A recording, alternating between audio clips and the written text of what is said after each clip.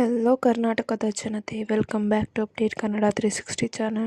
So Gruhalakshmi ಯೋಜನೆ ಹಣ ಯಾರ್ಯಾರಿಗೆ ಬಂದಿಲ್ವಲ್ಲ ಅವರಿಗೆ ಬಿಗ್ ಅಪ್ಡೇಟನ್ನು ನೀಡಿದೆ ಸರ್ಕಾರ. ಸೊ ಪೆಂಡಿಂಗ್ ಹಣನ ಪಡ್ಕೋಬೋದು.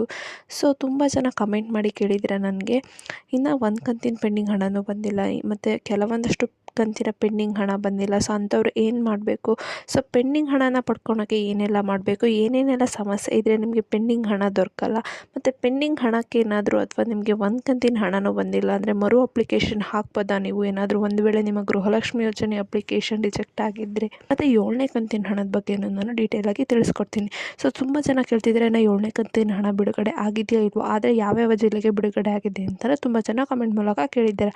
ಸೊ ಆ ಪ್ರಶ್ನೆಗೆಲ್ಲ ಈ ವಿಡಿಯೋದಲ್ಲಿ ಉತ್ತರನ ಕೊಡ್ತೀನಿ. ವಿಡಿಯೋನ ಸ್ಟಾರ್ಟ್ ಮಾಡೋಕ್ಕಿಂತ ಮುಂಚೆ ನೀವೇನಾದರೂ ನಮ್ಮ ಚಾನಲ್ಗೆ ಸಬ್ಸ್ಕ್ರೈಬ್ ಮಾಡ್ಕೊಂಡಿಲ್ಲ ಅಂದರೆ ದಯವಿಟ್ಟು ಚಾನಲ್ಗೆ ಸಬ್ಸ್ಕ್ರೈಬ್ನ ಮಾಡ್ಕೊಳ್ಳಿ, ಹಾಗೆ ವಿಡಿಯೋನ ಆದಷ್ಟು ಫಲಾನುಭವಿಗಳಿಗೆ ಶೇರ್ ಮಾಡಿ. ಸೊ ಈ ವಿಡಿಯೋಗೆ 100 ಲೈಕ್ಸ್ನ ಪಡ್ಕೊಳಕ್ಕೆ ಹೆಲ್ಪ್ ಮಾಡಿ ಅಂತ ಕೇಳ್ತಾ ವಿಡಿಯೋಗೆ ಲೈಕ್ ಕೊಟ್ಬಿಟ್ಟು ವಿಡಿಯೋನ ನೋಡಿ. ಸೊ ಇದೀಗ ಸರ್ಕಾರ ಹೊಸ ಅಪ್ಡೇಟನ್ನು ನೀಡಿದ್ದು, ಮಾರ್ಚ್ 25ರೊಳಗೆ ಈ ಕೆಲಸ ಮಾಡ್ಕೊಳ್ದೇ ಇದ್ದರೆ ನಿಮ್ಮ ಖಾತೆಗೆ ಹಣ ಬಿಡುಗಡೆ ಆಗಲ್ಲ ಅಂದ್ಬಿಟ್ಟು ಸರ್ಕಾರನೇ ಖುದ್ದಾಗಿ ತಿಳಿಸಿದೆ. ಸೊ ನಿಮಗೂ ಕೂಡ ಗೃಹಲಕ್ಷ್ಮಿ ಯೋಜನೆ ಹಣ ಬಿಡುಗಡೆ ಆಗದೆ ಇರೋದಕ್ಕೆ ಕಾರಣ ತಿಳ್ಕೊಬೇಕು. ಸೊ ಗೃಹಲಕ್ಷ್ಮಿ ಯೋಜನೆ ಹಣ ಬಿಡುಗಡೆ ಆಗದೆ ಇರೋಕ್ಕೆ ಕಾರಣಗಳೇನೆಂದರೆ, ಒಂದು ಬ್ಯಾಂಕ್ನಲ್ಲಿರುವ ಖಾತೆಗೆ KYC ಆಗದೆ ಇಲ್ದಿದ್ದು ಒಂದು ಕಾರಣ, ಮತ್ತು NPCI ಮಾಡಿಸ್ಕೊಂಡಿಲ್ದಿದ್ದು, ration card Aadhaar card link ಆಗಿಲ್ದಿದ್ದು, ಮಹಿಳೆಯರು ನೀಡಿದ ಎಲ್ಲ ದಾಖಲೆಗಳಲ್ಲಿ ಒಂದೇ ಥರನಾದ ಹೆಸರು ಅಥವಾ ಅಡ್ರೆಸ್ ಇಲ್ಲದೆ ಇರೋದು, ಅರ್ಜಿ ಸಲ್ಲಿಸುವಾಗ ತಾಂತ್ರಿಕ ದೋಷಗಳಿಂದ.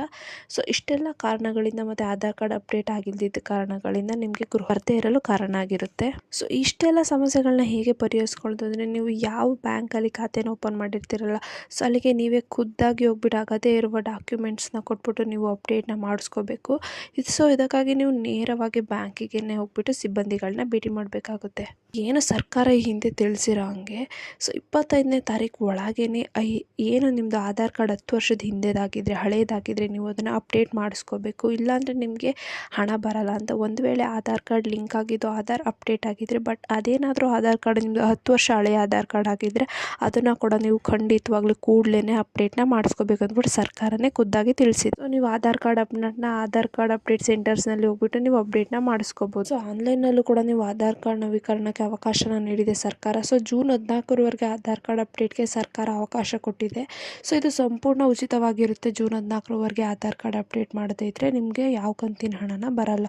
ಸೊ ಏನು ಉಚಿತವಾಗಿ ಅಪ್ಡೇಟ್ನ ಮಾಡಿಕೊಟ್ಟು ಜೂನ್ 14 ಗಂಟನೂ ಎಕ್ಸ್ಟೆಂಡ್ ಮಾಡಿದ್ದಾರೆ ಸರ್ಕಾರದವರು ಡೇಟನ್ನು. ಇನ್ನು 7ನೇ ಕಂತಿನ ಹಣ ಬಿಡುಗಡೆ ಬಗ್ಗೆ ಬರೋದಾದರೆ, ಸರ್ಕಾರ ಈಗಾಗಲೇ 7ನೇ ಕಂತಿನ ಹಣನ ಬಿಡುಗಡೆ ಮಾಡಿದೆ. ಸೊ ಹೀಗಾಗಿ 14,000 ರೂಪಾಯಿಗಳು ಪಡೆದುಕೊಳ್ಳಲು ಗೃಹಲಕ್ಷ್ಮಿ ಯೋಜನೆ ಸಾಧ್ಯವಾಗಿದೆ. ಸೊ ಪ್ರತಿ ಜಿಲ್ಲೆಗೂ ಹಂತವಾಗಿ ಹಣನ ಮಾಡಲಾಗುತ್ತೆ ಅಂದ್ಬಿಟ್ಟು ಸರ್ಕಾರ ತಿಳಿಸಿದ್ದಾರೆ. ಸೊ ಮಾರ್ಚ್ 31ರೊಳಗೆ ಪ್ರತಿಯೊಬ್ಬ ಖಾತೆಗೂ ಹಣನ ಹಾಕ್ತಾರೆ ಅಂದ್ಬಿಟ್ಟು ಸರ್ಕಾರದವರು ತಿಳಿಸಿದ್ದಾರೆ.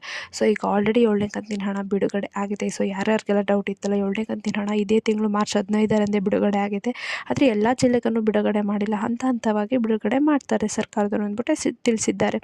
ಸೊ ಪೆಂಡಿಂಗ್ ಹಣ 8,000 ರೂಪಾಯಿ ಅಥವಾ 10,000 ರೂಪಾಯಿ ಇದೇ ತಿಂಗಳಲ್ಲಿ ಬಿಡುಗಡೆ ಆಗುತ್ತೆ. ಸೊ ಯಾರ್ಯಾರೆಲ್ಲ ಈ ಸಮಸ್ಯೆಗಳನ್ನ ಪರಿಹರಿಸ್ಕೊತಾರೆ, ಯಾರ್ಯಾರೆಲ್ಲ ಅಪ್ಡೇಟ್ನ ಮಾಡಿಸ್ತಾರಲ್ಲ ಅಂಥವ್ರಿಗೆ ಮಾತ್ರ ಪೆಂಡಿಂಗ್ ಹಣ ಸಿಗುತ್ತೆ ಅಂದ್ಬಿಟ್ಟು ಸರ್ಕಾರನೇ ತಿಳಿಸಿದೆ.